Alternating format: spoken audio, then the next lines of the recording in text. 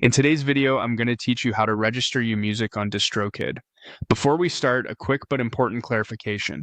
Distrokid doesn't register your copyright with the government.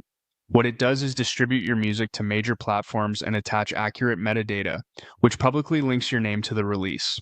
Think of it as your digital footprint across streaming services. If your goal is to release your music properly and protect it online, this walkthrough is exactly what you need.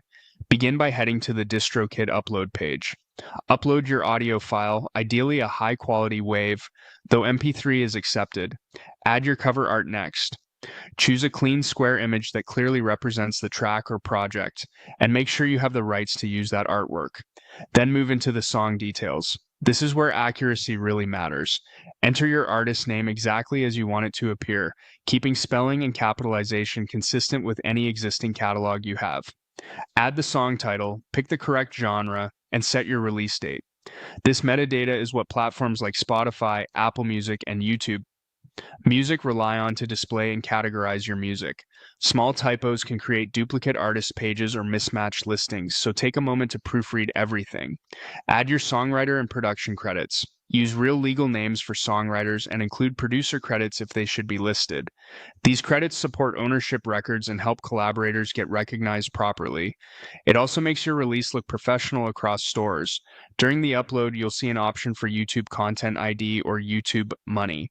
Turning this on if available lets Distrokid detect re-uploads of your song on YouTube and monetize those uses.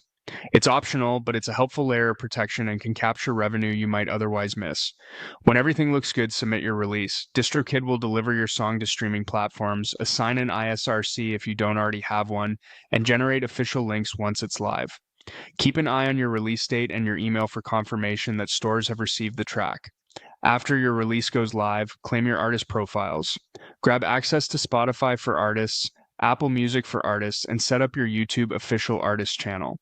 These dashboards let you update your bio and images, pitch to playlists where available, verify your identity, and watch your stats in real time.